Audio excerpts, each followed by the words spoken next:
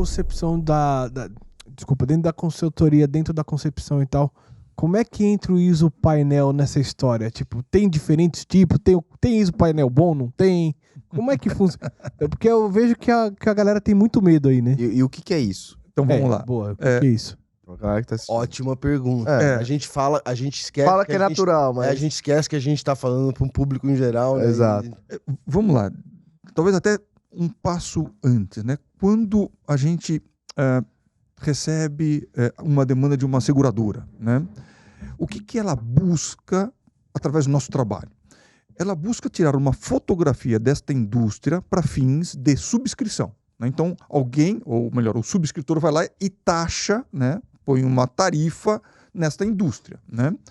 E quando nós somos, de alguma forma, contratados para fazer a nossa análise de riscos, o que eles querem saber é o que a gente chama de COPE, né? Que é uma descrição da construção, da ocupação, da proteção e da exposição. Nós fazemos algumas estimativas de perdas que compõem, né, este cenário, tá? E algumas análises da parte de riscos da natureza que entram em exposição. Uhum. Quando você fala de construção, entra exatamente o que você abordou. Isopainel. Isopainel nada mais é do que um painel de natureza metálica com um recheio de origem plástica. Também chamado de painel sanduíche, né? Ou painel sanduíche. Você tem, nada mais é um Sanduíche. Metal, um negócio metal e o recheio. Isso. É um isolante termoacústico, geralmente. Isso. E aí você tem diferentes recheios. Tem recheios com comportamento melhor Contra em um incêndio, né? E aqueles piores, né? Então, por exemplo, lã de rocha, que é um material mineral. Uhum. O comportamento dele é ótimo, ou seja, ele não propaga, tá? Como um isopor ou poliestireno, que é o nome dele técnico, né? Mas é um isopor. Só construir com tudo com isso aí. Então. É isso que eu ia te perguntar, qual que é mais comum dos hoje? Aí tá. Não, isopor, porque assim, pelo custo, né?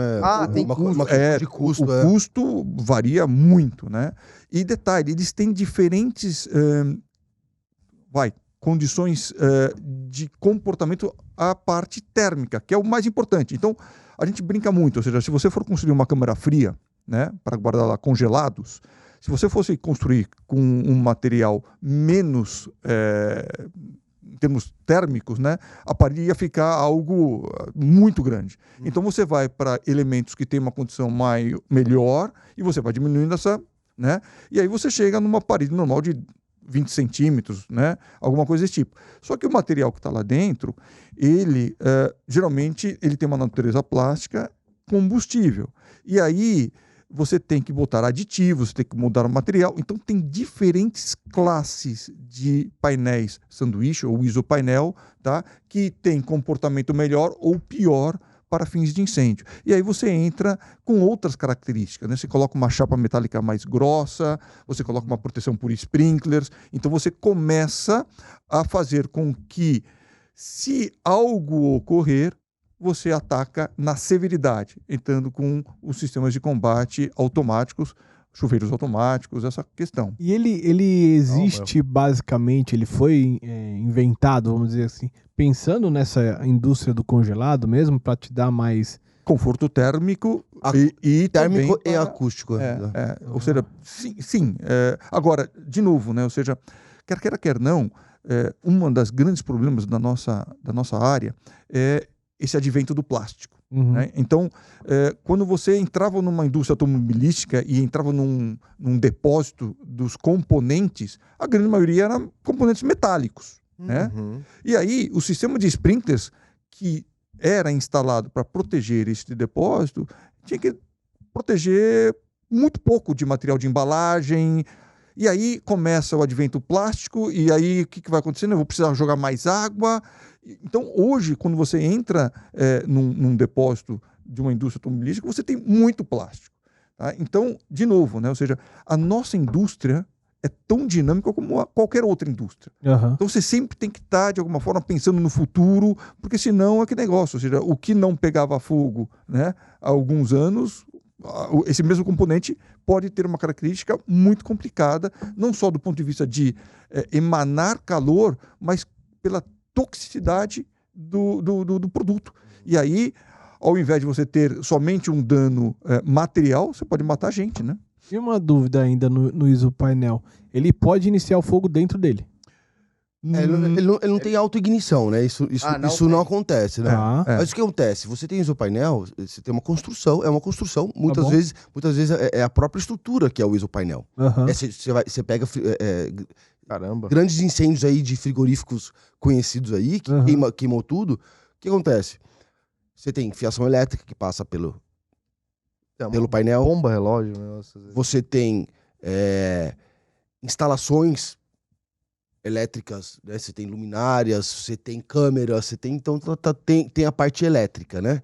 E também você tem o trabalho a quente que muitas vezes é feito, né? O cara vai fazer um trabalho de corte e solda no painel e aquela solda aquece o recheio a ponto dele ter uma ignição. Ou seja, E ele cresce. procedimento. Então, agora você imagina um negócio daquele de Porque quando você olha pelo lado não de dá pra fora, pagar, né? você vê uma chapa metálica. Você não sabe o que tem ali dentro, Aí né? você pede para uma pessoa que trabalha em manutenção, às vezes até um contratado, um cara que tem uma oficina ali do seu lado, fala, eu preciso fazer um trabalho aqui. Não sei. Doutor, isso aqui é uma chapa metálica. Não, é... Aí o cara vem com um maçarico e para fazer um corte e não sabe o que tem dentro. E aí gera um incêndio, porque uma vez, né, você ter a ignição, aí é que negócio. Existe sensor nele, seja de temperatura, alguma coisa, para identificar que iniciou um incêndio ali, alguma coisa? Existe isso? Não? Existe. Ou seja, na verdade, a questão de você conseguir monitorar aumento de temperatura, formação de fumaça, nós temos muitos materiais que realmente, ou materiais, equipamentos que podem, de fato, fazer todo esse monitoramento. Agora uma vez iniciado, esquece, né? Apagar é... Muito difícil. Muito difícil. É complicado. Porque, assim, se ele pegou de verdade, às vezes você só identifica que ele pegou depois que já lambeu muito, porque ele cresce por dentro, né? Aí a chapa metálica começa a se retorcer, aí que aparece o incêndio. E nisso já tá num nível de incêndio muito difícil de combater, porque libera muito calor. São materiais que liberam muito calor. E é isso que a seguradora quer saber, né? Ou seja, qual que é o risco disso acontecer, fábrica? Né? E aí, de novo, né? É a análise que nós fazemos que, de fato, faz com que o subscritor chegue lá no final e fale, não, esse é um bom risco, esse é um mau risco. Né? E esse nosso mercado... posso dizer que muito da minha carreira a gente passou pelo mercado soft. Eu não sei se em transporte vocês têm essa mesma definição de soft e hard, né? Sim, soft é a vida interna. E agora, de uns anos para cá, é um mercado mais hard, é um mercado que está, né? Sim. E aí isso faz com que a análise de risco seja mais importante ainda.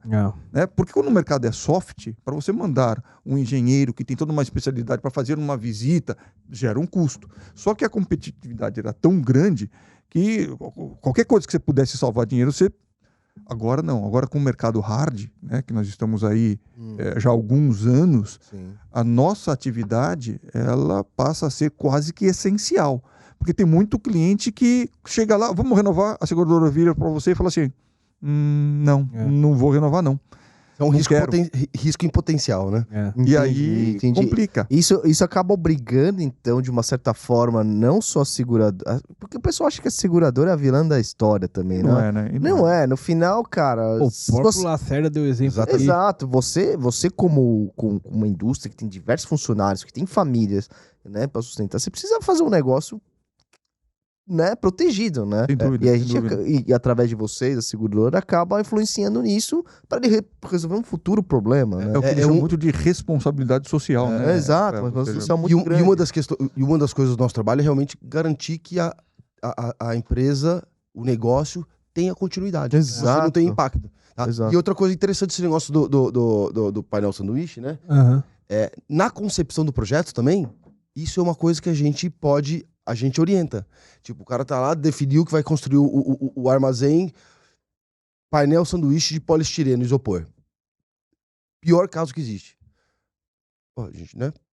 Mas dá pra ser usado isso, o sanduíche isopor aí, em determinado indústria, sem ser... Que seja menos nocivo? Ou não? Ou isso já Não, é uma merda, sei lá. Isopor é isso aí, é uma merda. mas Literalmente, o isopor é foda. Tá bom, mas o fato é o seguinte, né? Supondo que o instalador ou a empresa que quer montar uma câmara fria, ele fala, poxa, mas eu não tenho espaço para montar uma parede de, né? Eu preciso do poliestireno. Legal. O que a gente pode fazer? Peraí, então, ao invés de você ter 150 mil metros quadrados com este tipo de painel, por que você não compartimenta as suas câmeras frias? Ou seja, há várias formas de você ir dando solução para a pessoa, para que se tiver um princípio de incêndio, esse princípio de incêndio não destrua 150 mil metros Tá quadrados. localizado ali, né? Por isso que o trabalho de vocês é importante na construção, porque depois de pronto também é difícil, né? Depois que ficou pronto, é muito complicado. Muito complicado.